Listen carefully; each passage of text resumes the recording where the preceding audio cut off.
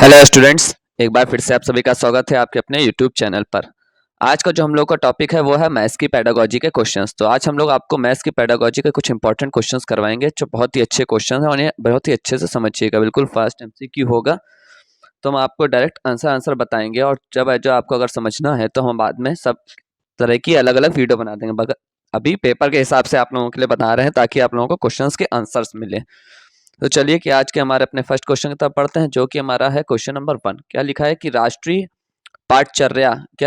पाठचर्या की रूपरेखा एनसीएफ 2005 के अनुसार निम्नलिखित में से कौन से विषय प्राथमिक विद्यालयों में गणित पाठ्यक्रम का भाग नहीं है? फर्स्ट है हमारा पूर्णांक, सेकंड है चौपड़, तीसरा अनुमान लगाना और चौथा है सममिति। तो एनसीएफ 2005 के अनुसार जो हमारा क्या पाठ्यक्रम का भाग नहीं है वो क्या है, कौन सा है? इसका हमारा जो राइट ऑप्शन है वो है ऑप्शन नंबर 1। पूर्णांक इसका क्या था? नहीं था। बाकी के ये तीनों के तीनों क्या थे मतलब हैं। तो हमारा जो पहला ऑप्शन है पूर्णांक वो नहीं है। तो चलिए अपने नेक्स्ट क्वेश्चन तक पढ़ते हैं, जो कि हमारा क्वेश्चन नंबर 2। क्या लिखा है? निम्नलिखित में से कौन सा गणित के प्रति भय का उपयुक्त कारण नहीं है? मतलब गणित में जो लोगों को भय होता है उसका उपयुक्त कारण इनमें से कौन सा नहीं है? तो जैसा कि हम लोग है जो फर्स्ट ऑप्शन देख सकते, गणित की संचयी प्रकृति या गणित की प्रतीकात्मक भाषा या आकलन की पद्धतियां एवं पाठ्य पुस्तक में उपयोग की गई गणित की भाषा। ठीक है, यह आखिरी हमारा है अधिगमकर्ताओं की गणितीय अक्षमताएं। तो जो हमारा इसका राइट ऑप्शन है वो है हमारा ऑप्शन नंबर 4। अधिगमकर्ताओं की गणितीय अक्षमताएं क्या उपयुक्त प्रतिभय। अधिगमकर्ता की गणितीय क्षमताएं जो होती हैं जो सीखते हैं उसमें जो अक्षमता होती है उसका क्या वो उपयुक्त कारण नहीं होता है, क्या गणित के प्रति भय का। बाकी सबके जो होते हैं वो क्या है, गणित के प्रति भय के कारण हो सकते हैं। ठीक है, तो चलिए अपने नेक्स्ट क्वेश्चन की तरफ पढ़ते हैं, जो कि हमारा क्वेश्चन नंबर 3। अब इस क्वेश्चन को ये क्या है, सॉल्विंग वाला क्वेश्चन है, तो इससे बहुत अच्छे से समझिएगा कि जो सॉल्व करना है सिंपल सा। और इसका क्या लिखा है, दी गई संख्याओं के गुणनफल को चुनिए। बस आपको क्या करना है, ये जो 3 की संख्या दी गई है इनका गुणनफल, ये जो 4 ऑप्शन है इनमें से चुनना है। तो बस क्या सिंपल सा आप क्या करेंगे, इसको तो गुणनफल करना है। तो ये तो बहुत ही सिंपल सी चीज है। तो क्या करेंगे, पहले क्वेश्चन का क्या लिखा है, 0.54 मल्टीप्लाई बाई 0.01, फिर है जो गुणा है 0.4। तो पहले सिंपल सा इसको गुणा कर लीजिए। 0.4 में से 0.01 को करेंगे तो हमारा क्या आ जाएगा, इसको पहले वैसे ही लिख दीजिए और फिर गुणा कर लीजिए तो क्या आएगा 0.004। फिर क्या करेंगे, सिंपल सा जो होता है मल्टीप्लाई, तो मल्टीप्लाई करिए। तो मल्टीप्लाई कैसे करते हैं, जब इतना बड़ा हो मल्टीप्लाई तो इसको आप है जो बहुत अच्छे से ध्यान रखिएगा कि ये जो डेसिमल होते हैं इन डेसिमल्स का ध्यान रखा जाता है। अब इसमें देखिए 3 के पहले डेसिमल हमने लगाया, क्यों? क्योंकि एक इसका ये वाला और 2 इसके, ये 2 नंबर के पीछे था तो ये 2 इसके। तो इसी तरह इसमें भी आप पहले ध्यान से बिल्कुल देखिएगा। क्या है, ये तो सिंपल सा है, 4 4 क्या हो जाएगा, मल्टीप्लाई करिए तो 4 4 16 और 1 कैरी 5 4 21। अब देखिए बाकी के तो ये जीरो हैं, जीरो हो जाएंगे। अब इसमें मेन है, जो मेन आपका क्या है वो देखना है आपको, क्या कि डेसिमल कैसे लगाते हैं, कि कितने नंबर्स के पहले डेसिमल लगेगा। देखिए इसमें डेसिमल तो सभी के पहले, इसमें भी डेसिमल है, इसमें भी डेसिमल है, सब में डेसिमल है, तो इसमें डेसिमल आपको देखना है। तो डेसिमल देखिए कैसे देखेंगे। अब यहाँ पे देखिए कितने हैं, 1 2 3 4 5, तो मतलब 5 के पहले डेसिमल लगेगा। कितने नंबर्स के पहले, 5 के नंबर। यहाँ कितने नंबर है में 1 2 3 3 नंबर है, तो क्या 2 जीरो हम लोग बढ़ा लेंगे आगे की ओर। तो यहाँ कितने नंबर हो गए, 5 हो गए। अब 5 के पहले डेसिमल लग जाएगा। तो अब ये देखिए ये वाला इसमें कौन सा ऑप्शन है कि 0.00, क्या आंसर आया 0.00216। अब ये आंसर देखिए इसमें से कौन सा है। तो इसका जो हमारा राइट ऑप्शन है वो दिख रहा है कौन सा, ऑप्शन नंबर 4। इससे क्या कह रहा है, मैच खा रहा है। तो इसका जो राइट आंसर है वो है। तो इसमें जो आप डेसिमल अच्छे से देखिएगा कि डेसिमल इसमें से कैसे लगाते हैं। तो चलिए अपने नेक्स्ट क्वेश्चन की तरफ बढ़ते हैं, जो कि हमारा क्वेश्चन नंबर 4। ये देखिए ये बहुत ही इंपॉर्टेंट क्वेश्चन है और ये वैन हिले के है। तो वैन हिले के जो क्वेश्चन काफी आते हैं, तो इन्हें बिल्कुल अच्छे से आप लोगों को समझना है कि वैन हिले में कौन कौन से जो होते हैं। ठीक है, वैन हिले में कितने होते हैं, 4 स्तर 5 स्तर होते हैं। स्टार्ट कहाँ से होता है, स्तर 0 से। कहाँ से स्टार्ट होता है, पहले यहाँ पे आप लोगों के वैन हिले के स्तर लिख देते हैं। बाकी एक आपकी जो अलग से वीडियो बना देंगे जिसमें आपको क्या लिख देंगे कि जो कौन कौन से वैन हिले के स्तर होते हैं, बिल्कुल ब्रीफ में डिफाइन कर देंगे। मगर अभी आप जो क्या समझ लीजिए, सिंपली समझ लीजिए। तो देखिए पहला एक स्तर होता है स्तर 0, जो हम लोग क्या कहलाते हैं, दृश्यीकरण। क्या कौन सा होता है, दृश्यीकरण। फिर हमारा एक स्तर आता है स्तर 1, पहले हम सारे स्तर लिख लेते हैं। फिर आता है स्तर 2, फिर आता है स्तर 3, फिर आता है स्तर 4। तो स्तर 1 में होता है दृश्यीकरण, स्तर 2 में होता है विश्लेषण, क्या होता है विश्लेषण। फिर स्तर 3 होता है स्तर 2 हमारा क्या होता है अमूर्तता, मतलब अमूर्त की तरफ पढ़ना, अमूर्त चित्रों को देखना। फिर आता है हमारा स्तर 3 में आता है निगमन, कौन सा निगमन। फिर हमारा स्तर 4 में आता है लास्ट, और हमारा क्या आता है दृढ़ता, क्या आता है दृढ़ता। तो ये हमारे क्या है 4 स्तर होते हैं, 5 मान लीजिए, मगर स्तर 0 से स्टार्ट होता है, इसलिए ये हमारे क्या है 5 स्तर होते हैं, जो कौन कौन से होते हैं, पहला दृश्यीकरण, फिर विश्लेषण, फिर अमूर्तता, फिर निगमन, फिर आता है क्या दृढ़ता। अभी ना मैं जो आपको डिफाइन में है जो अलग से समझा देंगे बिल्कुल डिटेल में, ताकि आप लोगों को अच्छा समझ में। अब है जो सबसे पहले आप देख लीजिए इसके क्वेश्चन में क्या पूछा। क्वेश्चन पूछ रहा है कि एक विद्यार्थी कहता है कि समोसे का आकार त्रिभुज जैसा है, मतलब वो समोसे को देख कर उसका क्या आकार बता रहा है कि वो त्रिभुज जैसा है। तो यह ज्यामितीय विवेचन तो है जो वैन हिले ने किस पे जो किया था, ज्यामितीय स्तर पे किया था। तो वैन हिले के अनुसार किस स्तर पे है वो, मतलब कौन से स्तर पे है। तो यहाँ पे क्या 0 1 2 3 ही दिए हुए हैं, तो इनमें से आपको बताना है कि वो कौन से स्तर पे।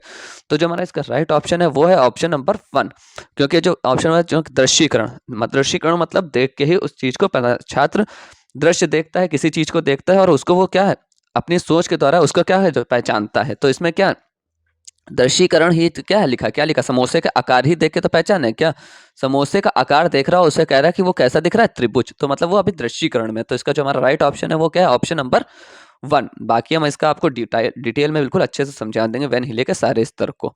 तो चलिए अपने नेक्स्ट क्वेश्चन की तरफ पढ़ते हैं, जो कि हमारा क्वेश्चन नंबर 5। अब देखिए क्वेश्चन नंबर 5 देखिए पढ़िएगा पहले क्या लिखा है। क्या निम्नलिखित में से कौन सा संदर्भ आधारित गणित शिक्षण एवं अधिगम का सर्वाधिक उपयुक्त उदाहरण है। क्या अधिगम का मतलब, अधिगम मतलब गणित शिक्षण भी है और अधिगम मतलब सीखने का भी, सीखने का सबसे अधिक अच्छा उदाहरण है वो इसमें से कौन सा है। तो जो इसका राइट ऑप्शन है वो है ऑप्शन नंबर 2। तो ऑप्शन नंबर 2 देखिए क्या लिखा, समूह में काम करते हुए, क्या समूह में मतलब जोड़े में काम करते हुए विद्यार्थियों का अपने घरों से लाए गए राशन के बिलों पर चर्चा करना, राशन का बिल लाया उस पर चर्चा करना और उनका विश्लेषण करना, क्या करना उनका विश्लेषण करना उसके बारे में। तो ये सबसे अच्छा क्या है सर्वाधिक उपयुक्त उदाहरण है किसका, गणित शिक्षण एवं अधिगम का। तो चलिए अपने नेक्स्ट क्वेश्चन तब बढ़ते हैं, जो कि हमारा क्वेश्चन नंबर 6। अब ये देखिए ये भी है जो सॉल्विंग वाला, क्या लिखा है निम्नलिखित में से कौन सी संख्या पूर्ण वर्ग नहीं है। तो पूर्ण वर्ग इसमें से कौन सी नहीं है, 625 169 225 122। तो देखिए 25 मल्टीप्लाई बाई 25 क्या होता है 625, ठीक है। ये आपका जो वर्ग याद होने चाहिए, 20 तक तो सभी को याद होना, 30 तक तो याद ही होना चाहिए अब इतने। और फिर 13 मल्टीप्लाई बाई 13 कितना होता है 169, तो ये भी देखिए जो इनमें से दिए उन्हीं को बता रहे हैं। फिर ये 225 है, तो 225 का 15 मल्टीप्लाई बाई 15 होता है 225। अब जब ये तीनों के तीनों निकल आए हैं तो हमारा कौन सा अभी नहीं निकला है, ऑप्शन नंबर 4। तो यही इसका क्या हो जाएगा, यही है पूर्ण वर्ग नहीं है। तो हमारा इसका जो राइट ऑप्शन है वो है ऑप्शन नंबर 4। इसे मैं आपको स्क्वायर रूट निकालना, वर्ग मूल निकालना अलग से सिखा देंगे बाद में, पहले अब यहाँ पे सिर्फ आपको है जो पहले 30 तक तो याद ही होने चाहिए पूरे पूरे वर्ग, ठीक है। तो इसका जो राइट ऑप्शन है वो है क्या ऑप्शन नंबर 4, क्या 222 क्या है पूर्ण वर्ग नहीं है। तो चलिए अपने नेक्स्ट क्वेश्चन पे पढ़ते हैं। तो नेक्स्ट क्वेश्चन बढ़ने से पहले अगर आप हमारे चैनल पे नए हैं तो हमारे चैनल को सब्सक्राइब करें, हमारे वीडियोस को लाइक करिए और ढेर सारा शेयर करिए, ताकि और भी बच्चे जुड़ करके हमारी वीडियोस का फायदा उठा सकें और सीटेट की प्रिपरेशन अच्छे से कर सकें। आपको हमारे चैनल पे बहुत ही अच्छे अच्छे वीडियोस मिलेंगे और बिल्कुल ही अच्छा कंटेंट मिलेगा जो आपकी सीटेट के एग्जाम में पूछा जा सकता है, ठीक है। तो आप लोग ऐसे अच्छे से इसको जो पढ़िएगा, बिल्कुल वीडियो को एंड तक देखिएगा, कोई भी पार्ट मिस ना करिएगा, ताकि आपको कोई भी क्वेश्चन रह ना जाए, बाद में ये ना लगे कि ये क्वेश्चन पढ़ लिया होता तो अच्छा सही रहता है। तो पूरी वीडियो को बहुत ही अच्छे से एंड तक देखिएगा और कमेंट करना नहीं भूलिएगा कि कैसे आप लोगों को वीडियोस लग रही है और क्या इसमें और अच्छा कर सकते हैं हम। तो आप कमेंट जरूर करिएगा और कमेंट करके बताइएगा भी जरूर। तो चलिए हमारा जो क्वेश्चन नंबर 7 है उसकी तरफ बढ़ते हैं। तो हमारा क्वेश्चन नंबर 7 देखिए क्या लिखा है, आकृतियों के उस युग्म को चाहिए, क्या आकृतियों के उस युग्म को चुनिए जिसकी कोई भी सममित रेखा नहीं होती है, मतलब सिमेट्री लाइंस नहीं होती हैं, किसी भी रेखा नहीं होती है एक भी। तो पहला हमारा है समद्विबाहु त्रिभुज और समांतर चतुर्भुज, फिर है विषमबाहु त्रिभुज और समांतर चतुर्भुज, फिर समद्विबाहु त्रिभुज और सम चतुर्भुज, और आखिरी हमारा विषमबाहु त्रिभुज और सम चतुर्भुज। तो हमें इसमें से बताना है कि इसका जो हमारा राइट ऑप्शन है वो कौन सा है। तो हमारा जो देखिए इसका राइट ऑप्शन है वो है ऑप्शन नंबर 2, विषमबाहु त्रिभुज और समांतर चतुर्भुज में कोई भी सममित रेखा नहीं होती है। अभी आप लोग है जो डायरेक्ट आंसर कर लीजिए, हम बाद में आप लोगों को बिल्कुल डिटेल में है जो हर एक चीज़ का अलग अलग अच्छे से समझा देंगे। तो चलिए अपने नेक्स्ट क्वेश्चन की तरफ बढ़ते हैं, जो कि हमारा क्वेश्चन नंबर 8। क्या लिखा है? निम्नलिखित में से किसे संरचनात्मक रचनावादी मतलब रचना गणना गणित कक्षा का लक्षण माना जाता है? कौन सा लक्षण माना जा सकता है? तो जो हमारा इसका राइट ऑप्शन है वो है ऑप्शन नंबर 3। क्या लिखा? विद्यार्थियों द्वारा की गई त्रुटियों को ज्ञान का महत्वपूर्ण स्रोत समझना। क्या कहते हैं? जितनी भी है जो विद्यार्थी तो त्रुटियां करेंगे, जितनी विद्यार्थी त्रुटि करेगा उतना ही वो अच्छे से समझेगा। वही हमारा महत्वपूर्ण स्रोत हम लोग मानते हैं कि जितना वो त्रुटि करेगा उससे ही उतना ही वो अच्छे से सीखेगा, उतना ही वो रचना करेगा। जितने जब तक हम लोग गलतियां त्रुटियां करेंगे ही नहीं तब तक सीखेंगे कैसे उस चीज को? तो है जो क्या यहाँ पे लिखा है कि जितने हम लोग त्रुटियां करेंगे तो त्रुटियों को ही क्या ज्ञान का महत्वपूर्ण स्रोत समझा जाता है। तो चलिए अपने नेक्स्ट क्वेश्चन की तरफ बढ़ते हैं, जो कि हमारा क्वेश्चन नंबर 9। अब देखिए ये भी क्या है, सॉल्विंग वाला क्वेश्चन है, तो इसे बहुत अच्छे से समझिएगा। क्या लिखा है?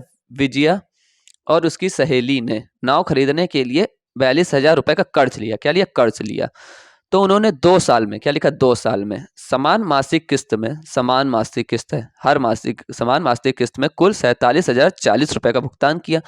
तो उन्होंने हर महीने कितना भुगतान किया? मतलब आपको निकालना कि हर महीने का निकालना है, ठीक है। और वक्त कितना दे रखा है कि 2 साल का। तो सबसे पहले तो है जो यहाँ पे पता करेंगे टोटल अमाउंट कितना है। तो मतलब हमारा जो मूलधन है वो कितना हम लोगों का दिया हुआ है। तो हमारा जो मूलधन है वो कितना है हमारा, क्या लिखेंगे? मूलधन वो कितना है? देखिए इसका बिल्कुल शॉर्ट कट बताएंगे, बिल्कुल डायरेक्ट ही अच्छे से समझ लेना। कितना है? 42,000 रुपए है, ठीक है। हमें निकालना क्या है? हमें निकालना है जो 47,040 रुपए का उसने भुगतान किया। कितना है? 47,040 रुपए का भुगतान किया है ना, 40 रुपए का भुगतान किया कितने? 2 साल में। और निकालना क्या है? 47,040 रुपए का भुगतान किया और निकालना क्या कि निकालना है उन्होंने हर महीने, क्या हर महीने का निकालना है, ध्यान रखिएगा। और हमें टाइम पीरियड क्या दे रखा? 2 साल। तो 2 साल, ठीक है। तो 2 साल में कितने महीने हो जाएंगे? तो 2 × 12 कर देंगे, क्योंकि एक साल में कितने महीने होते हैं? 12। तो 2 × 12 महीने कर देंगे तो कितना निकल के आ जाएगा? 2 × 12 24 महीने। मतलब हम लोग को 24 महीने में निकालना है कि 24 महीने में उसने हर महीने समान मासिक किस्त दी है तो वो कितनी दी है। तो बहुत ही सिंपल सी चीज है। जो हमारा ये 47,040 रुपए का भुगतान उसने किया, कितना किया? 47,040 का। तो इसी को क्या कर देंगे? क्या करते हैं? डिवाइड कर देंगे किससे? महीने से, 24 महीने से। बहुत ही सिंपल सी चीज है। 24 में से जब 47,040 हम लोग डिवाइड करेंगे तो जो हमारा आंसर आएगा वही सिंपल, क्या उसने हर महीने उतनी किस्त का भुगतान किया। तो बहुत ही सिंपल सी चीज थी, ठीक है। बस आपको क्या कॉन्सेप्ट इसका समझना था। तो जो हमारा इसका राइट ऑप्शन है वो हमारा क्या आ जाएगा? 1960 रुपए। आप लोग है जो क्या भाग देकर देखिएगा कि भाग देकर कितना आया। तो 1960 रुपए उसका क्या आएगा? मतलब समान मासिक किस्त पे, क्या लिखा है? समान मासिक किस्त पे उसने उतना भुगतान किया, तब उसका क्या जो कुल पड़ा जाके 47,040 रुपए का भुगतान। तो जो हमारा इसका राइट ऑप्शन है वो हमारा कौन सा? ऑप्शन नंबर 3, ठीक है। तो बहुत ही सिंपल सी चीज है, बस आपको क्वेश्चन को पहले समझना है और उसी तरह उसको करते जाना है, बाकी आपको पूरा क्वेश्चन ऐसे ही हो जाएगा। तो चलिए अपने नेक्स्ट क्वेश्चन की तरफ बढ़ते हैं, जो कि हमारा क्वेश्चन नंबर 10। क्वेश्चन नंबर 10 देखिए क्या लिखा है। समतल आकृतियों के क्षेत्रफल को मापने के संदर्भ में निम्नलिखित में से कौन सा कथन सही नहीं है? क्या सही नहीं है? तो जो हमारा इसका राइट ऑप्शन है वो है ऑप्शन नंबर 2 कि क्षेत्रफल मापने वाले सूत्रों को, क्या क्षेत्रफल मापने वाले सूत्रों को क्षेत्रों के अनुमान से पहले पढ़ाया जाना चाहिए। क्षेत्रों के अनुमान से पहले ही पढ़ा दिया जाएगा तो कैसे वो समझ पाएगा उस चीज को? तो पहले हम लोग सूत्रों को अच्छे से समझना चाहिए, फिर उसको क्या समझना चाहिए कि समतल आकृतियां कैसे क्षेत्रफल को निकालते हैं, कैसे क्या क्या होता है, तब उसको अच्छे से समझ पाएंगे। तो चलिए अपने नेक्स्ट क्वेश्चन की तरफ बढ़ते हैं, जो कि हमारा क्वेश्चन नंबर 11। अब देखिए क्या लिखा है, ये भी एक सॉल्विंग क्वेश्चन है। क्या एक भाग के प्रश्न में, भाग के प्रश्न में, ठीक है, भागफल भाजक का 4 गुना है। क्या भागफल भाजक का 4 गुना है और शेषफल भाजक का 1/4 है। शेषफल क्या है? भाजक का 1/4 है। और क्या लिखा है? भागफल भाजक का 4 गुना है। क्या? भागफल भाजक का 4 गुना है। तो इसमें निकालना क्या है? और यदि शेषफल है 8 है, शेषफल हमें गिवन है, तो भाज्य क्या हो गया? क्या निकालना है? भाज्य क्या होगा? तो सबसे पहले तो आप लोग लिखिए इसका क्या होता है सूत्र। क्या सूत्र जो होता है हम लोग को सबसे पहले तो वही लिखना पड़ेगा। सूत्र क्या होता है हम लोगों का? इसका सभी को पता होगा। क्या? भाज्य इज इक्वल्स टू क्या होता है? भागफल, क्या? भागफल गुणा भाजक प्लस शेषफल, ये होता है सूत्र। बस इसी में जो आपको क्या वैल्यू रखती जानी और आंसर निकालते जाना। अब हम लोग को क्या गिवन क्या था, मतलब क्या दिया हुआ था? हम लोग को शेषफल दे रखा है, कितना है? 8 है। बस इससे आप इसी के उस पर सब करना है। शेषफल हम लोग को कितना दे रखा है? 8 दे रखा है। अब क्या करना है?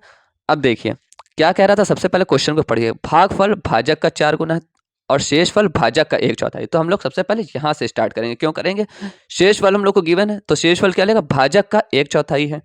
क्या लिखा, शेषफल, जो शेषफल है वो क्या है, भाजक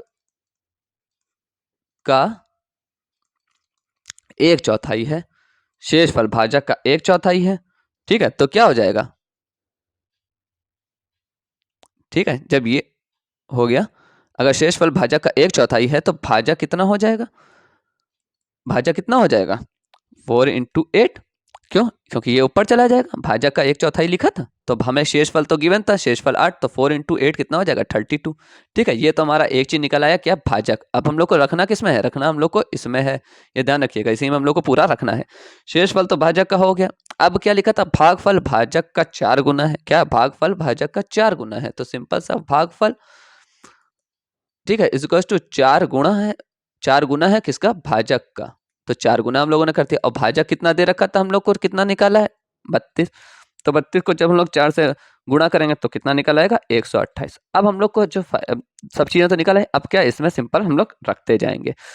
तो जो भागफल हमारा कितना आया है, 128, और जो भाजक कितना आया है हमारा, 32, और शेषफल हमारा कितना आया है, 8। ये तो हमारा सिंपल सा था। क्या, ये हम लोगों ने सिंपल सा इसका निकाला था कि भाजक इंटू भागफल इंटू किया था, सिंपल सा निकाल लिया। अब बस क्या करना है, इनको गुणा करिए और जो जोड़ दीजिए। तो जब हम लोग इसको जब इससे गुणा करेंगे तो हमारा कितना आया, 4096 प्लस 8, 4096 में सिंपल सा प्लस 8 कर दीजिए, जो आ जाएगा वही इसका क्या हो जाएगा, राइट आंसर हो जाएगा। तो इसका जो हम लोग जोड़े हैं तो क्या हमारा टोटल कितना आया, 3104, 4104। तो 4104 देखिए इसमें कौन सा है, तो ऑप्शन नंबर 4 इसका क्या है, राइट ऑप्शन है। तो देखिए बहुत ही सिंपल सा क्वेश्चन था, बस आपको अच्छे से समझ के करते रहना है। चलिए नेक्स्ट क्वेश्चन की तरफ बढ़ते हैं, जो कि हमारा क्वेश्चन नंबर 12। क्या लिखा है, गणित की अवधारणाओं, क्या गणित की अवधारणाओं के पदानुक्रमित संदर्भ में निम्नलिखित में से कौन सा कथन सही नहीं है, फिर से नहीं आया है। तो जो हमारा इसका राइट ऑप्शन है वो है ऑप्शन नंबर 4, कि भिन्नों का गठन, क्या, भिन्नों का गठन दशमलव की अवधारणा पर हुआ है। यही इसका क्या है, गलत है, ये कथन गलत है, जिसमें गणित की अवधारणा के पदानुक्रमित संदर्भ में। तो जो हमारा इसका राइट ऑप्शन था वो था ऑप्शन नंबर 4। तो चलिए अपने नेक्स्ट क्वेश्चन की तरफ बढ़ते हैं, जो कि है क्वेश्चन नंबर 13। अब ये देखिए इस क्वेश्चन को भी अच्छे समझिए, क्वेश्चन को अच्छे समझिए। क्या लिखा, एक घड़ी की सुइयों का, ये समझ लिए घड़ी है, ठीक है, इस गोले में हम लोग घड़ी बनाए द्वारा एक समकोण, समकोण क्या है, बिल्कुल 90 डिग्री का बना, 90 डिग्री का होता है, बनाया गया। निम्नलिखित में से कौन सा समय एक समकोण को प्रदर्शित करता है, समकोण आपको प्रदर्शित करता है, ठीक। तो समझ लीजिए एक ये है, ठीक है, और यहाँ से स्टार्ट होता है, सभी को पता है 12, ठीक है, 1 2, फिर ये बीच में 3 4 5 6 7 8, फिर ये 9, फिर 10, फिर 11, ठीक है। 2 सुइयां है, 2 सुइयां होंगी, सबसे पहले क्या बजा रहा है, 4.5। तो 4.5 देखिए क्या बजेगा, 4.5 कैसे होता है कि एक सुई यहाँ पे और एक सुई यहाँ पे। तो देखिए ये तो है जो, ठीक है, छोटी सुई किस पे होगी, 4 पे, और बड़ी सुई किस पे, ये छोटी सुई मान लीजिए, ठीक है, और ये क्या है, बड़ी सुई। तो देखिए 4.5 तो ये बना, तो ये तो 90 डिग्री बन ही नहीं रहा है, ये तो कुछ भी मान लीजिए क्या बन सकता है, 30 डिग्री बन सकता है, ठीक है, 30 डिग्री हो सकता है। तो ये तो हमारा ऐसे भी ऑप्शन में नहीं आया।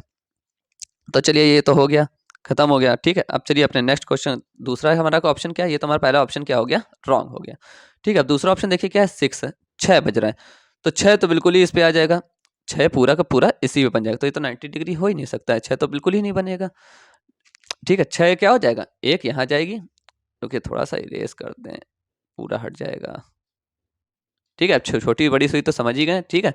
तो अब देखिए 6 जो जब करेंगे, 6 को 6 कैसे बनेगा, एक है जो यहाँ 12 पे होगी, एक यहाँ पे होगी, तो बिल्कुल ही सीधी स्ट्रेट लाइन होगी, 180 डिग्री बन जाएगा, तो ये भी नहीं होगा। अब क्या है 9.25, तो 9.25 भी कैसे बनेगा, 9.25 कैसे बजेगा, एक 9 पे होगी और एक 9:15 पे होगी, तो ये भी बिल्कुल नहीं बनेगा। तो ये भी इसका क्या होगा, राइट रॉन्ग हो गया।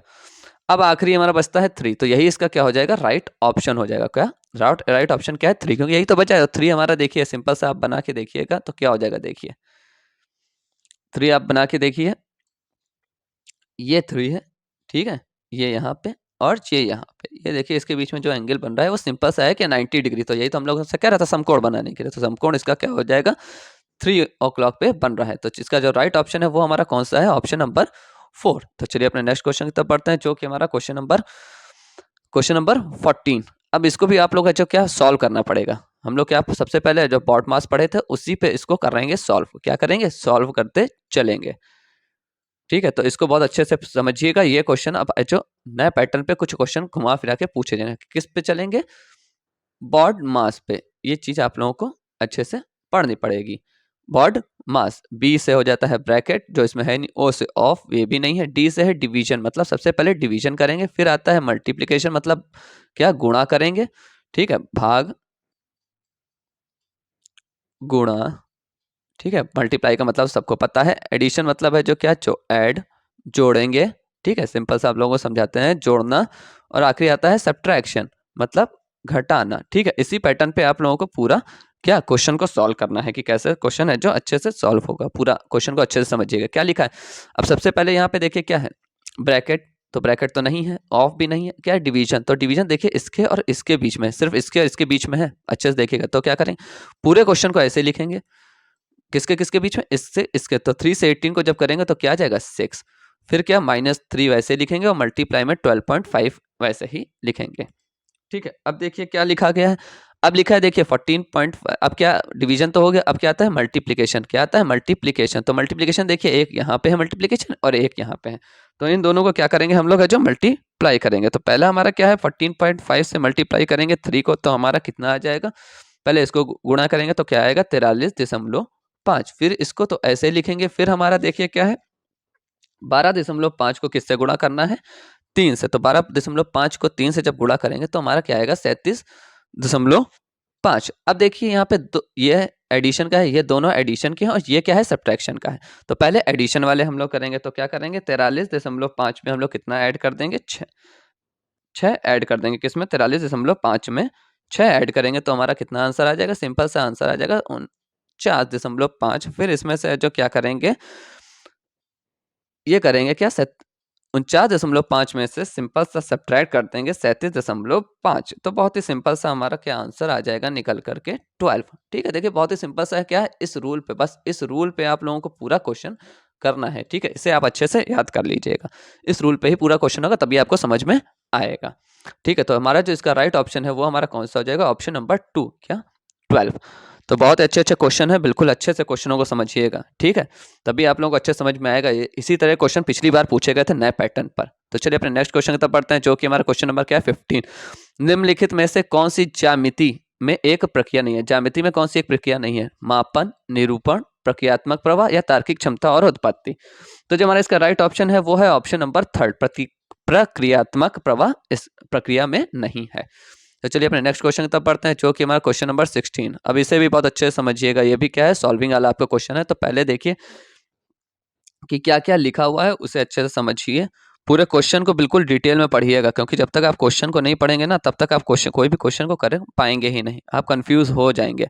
तो क्वेश्चन को पहले पूरे अच्छे से समझिएगा। क्या लिखा है? मालिनी के पास केवल 2 रुपए और 5 रुपए के सिक्के हैं। क्या? सिर्फ 2 रुपए और 5 रुपए के सिक्के हैं। यदि उसके पास कुल, इस शब्द को अच्छे से, कुल 36 सिक्के हैं और उसके पास कुल राशि 105 है।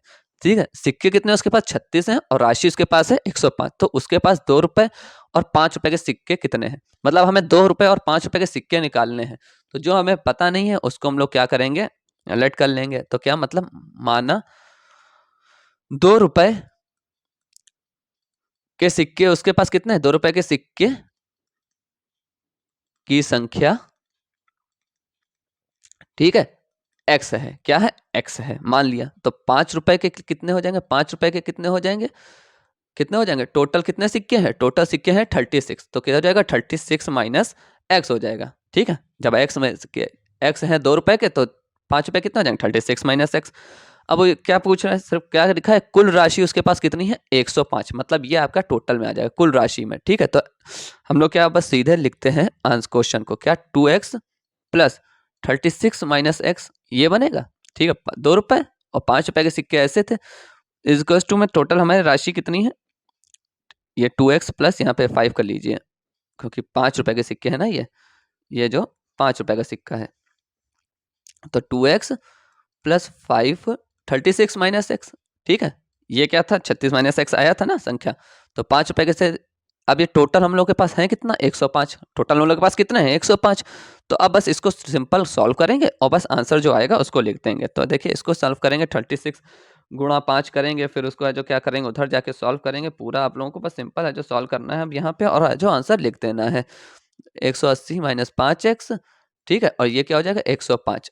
अब ये देखिए ये प्लस है ये माइनस, ये प्लस है और ये माइनस है, तो 5 में से 2 जाएगा 3x, मगर साइन किसका लगेगा निगेटिव, क्योंकि क्या है ये बड़ा। अब ये क्या जाएगा उधर जाएगा, ठीक है, तो ये उधर जाएगा। 105 में से 180 तो जाएगा नहीं, तो x क्या करेंगे इसमें से इसको माइनस करेंगे, तो 180 में से 105 हम लोग जब माइनस कर देंगे तो हमारा कितना बचेगा, हम लोगों का बचेगा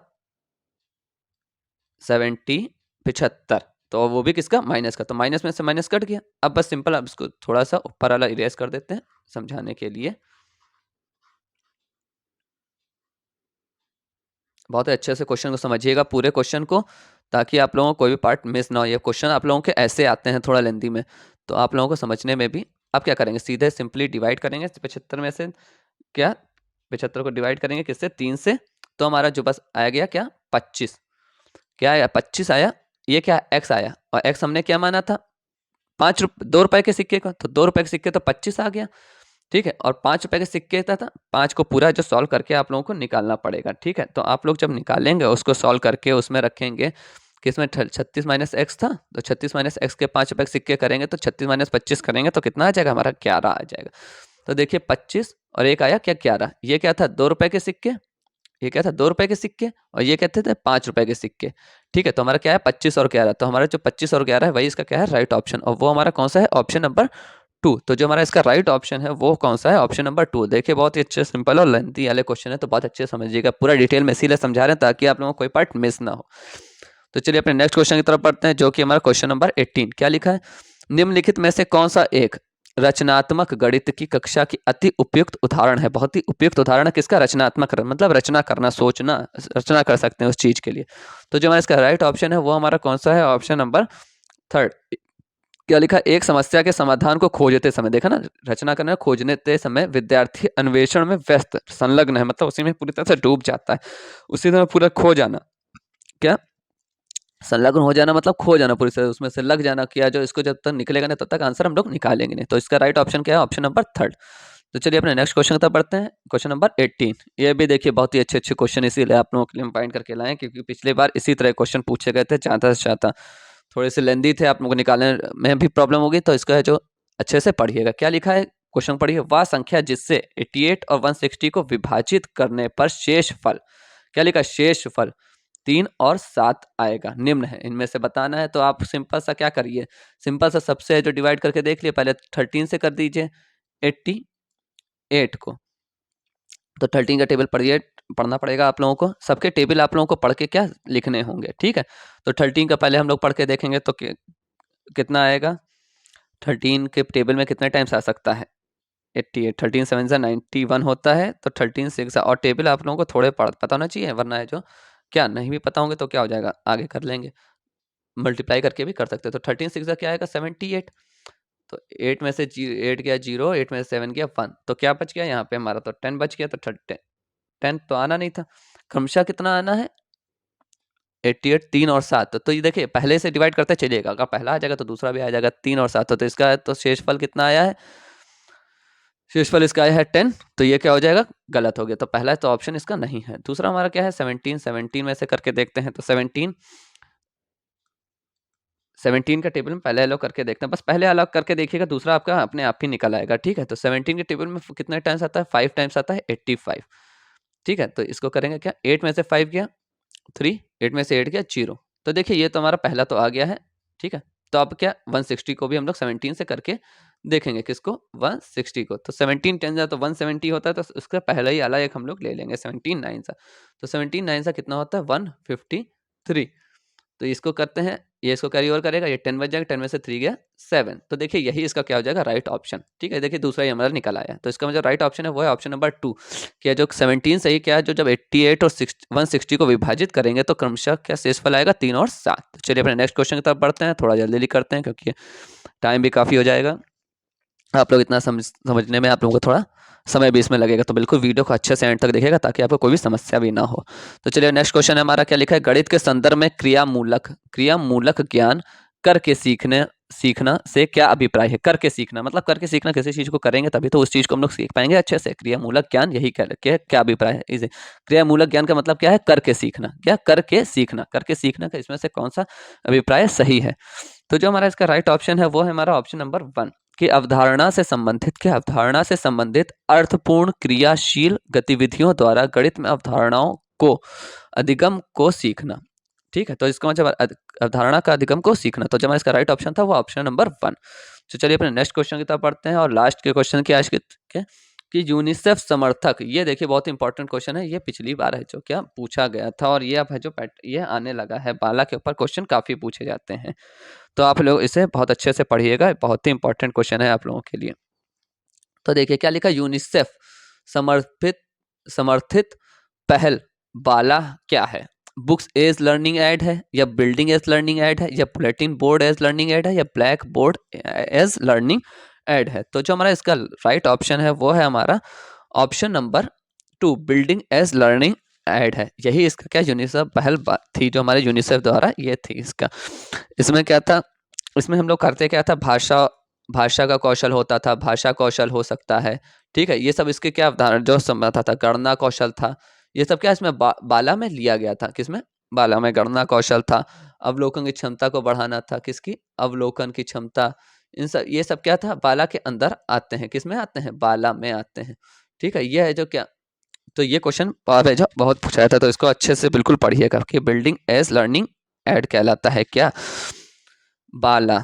तो ठीक है, तो चलिए ये थे आज के आपके टॉप के क्वेश्चंस। 20 क्वेश्चंस बहुत ही अच्छे हैं, इन्हें बहुत ही अच्छे से समझिएगा और हमें कमेंट बॉक्स में करके बताइए कितना आप लोगों को समझ में आया, कहाँ पे है जो और है जो प्रिपरेशन अच्छा करने की जरूरत है, हम उससे फिर से सुधारेंगे, आप लोग समझाएंगे। वीडियो को लाइक और चैनल को सब्सक्राइब जरूर करिएगा और ढेर सारा शेयर करिएगा ताकि और भी बच्चे इससे जुड़ करके हमारे उसका फ़ायदा उठा सकें। तो आज के लिए इतना ही, थैंक यू सो मच। आप लोग अच्छे से सीटेट की प्रिपरेशन करते रहिए, हम आपके लिए रोज़ इसी तरह के नए नए कंटेंट लाते रहेंगे, नए नए क्वेश्चन। तो आज के लिए इतना ही, कल हम लोग फिर से एक बार नई वीडियो के साथ आप लोगों के साथ जुड़ेंगे।